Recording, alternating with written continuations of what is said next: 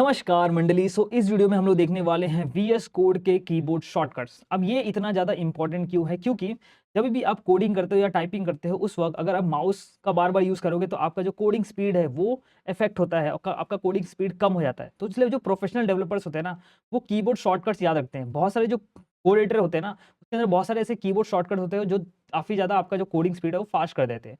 ठीक है, ऐसा जरूरी नहीं कि आप वीएस कोड के ही कोडिंग शॉर्टकट सीखो। आप जो भी कोड एडिटर यूज़ कर रहे हो, सपोज आप कोई और कोड एडिटर यूज़ करो तो उसके अंदर भी कुछ आपके कीबोर्ड शॉर्टकट्स होंगे जो आपको आने चाहिए, ठीक है?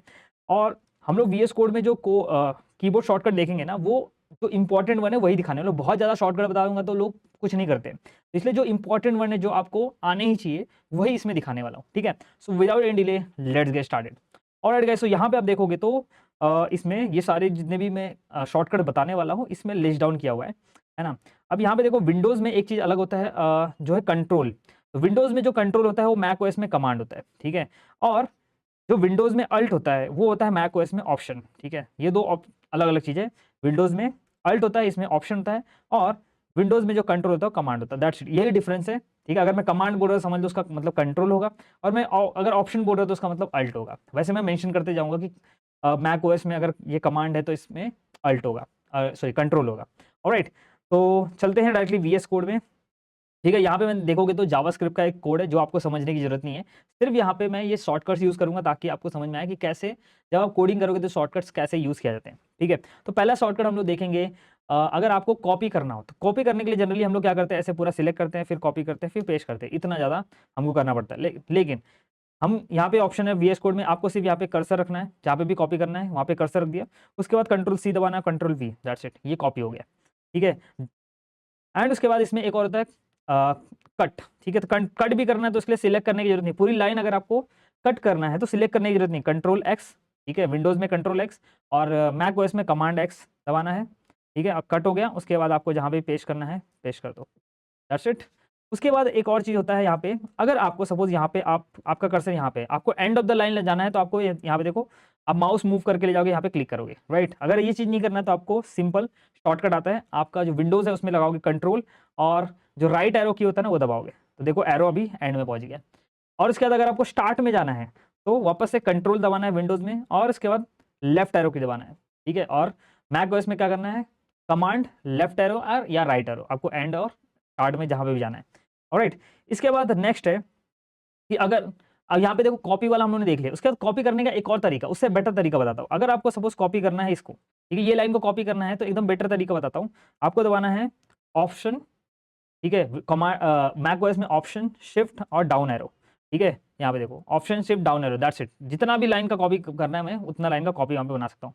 और अगर आपको ऊपर साइड में कॉपी करना है सपोज, तो आपको ऑप्शन शिफ्ट अप एरो, देखो ऊपर साइड में कॉपी हो रहा है, यहाँ पे नहीं दिख रहा होगा क्योंकि सेम सेम है।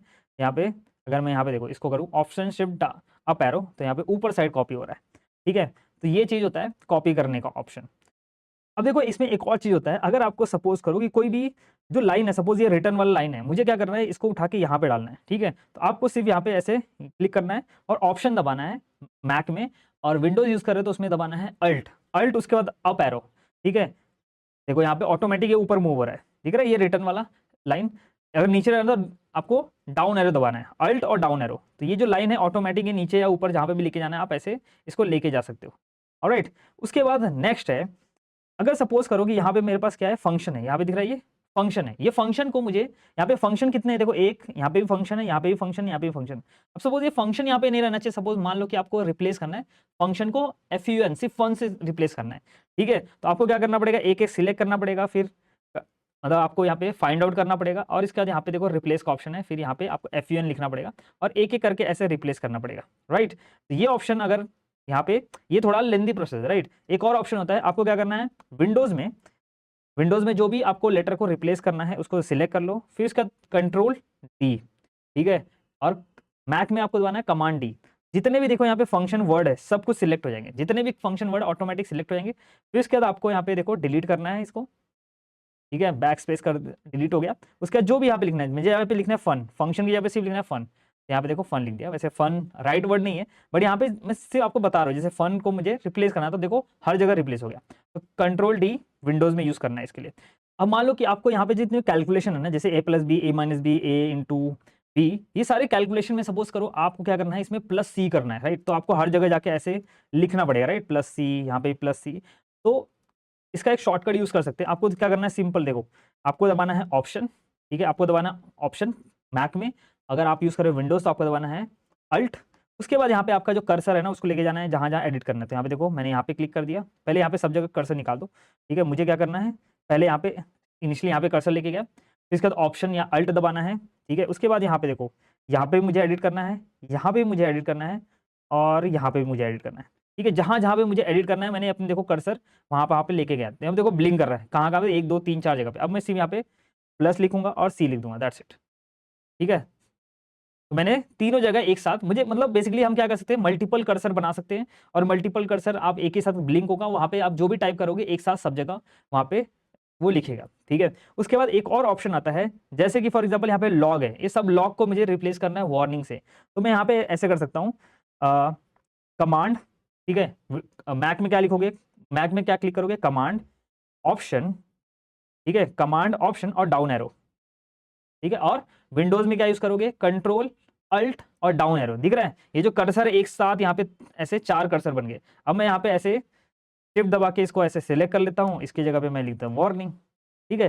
तो यहाँ पे मल्टीपल कर्सर कैसे इनेबल करना है एक साथ, वो मैं बता रहा हूँ आपको, ठीक है। जैसे फॉर एग्जांपल यहाँ पे क्या था, लॉग था, वापस बताता हूँ कि यहाँ पे एक कर्सर क्लिक कर दिया जहाँ पे आपको करना है वो चीज़।